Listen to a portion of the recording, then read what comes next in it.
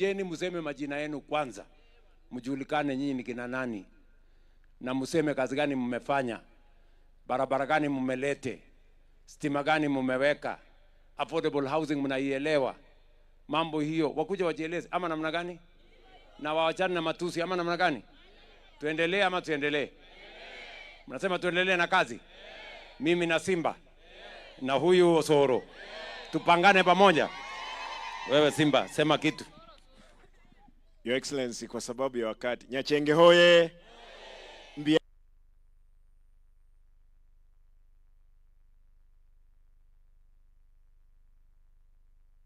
Thank you.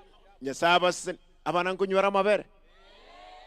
Ninche mbaye naende grade 1 na grade 2 motienyo nane. Banywa mabere. Thank you.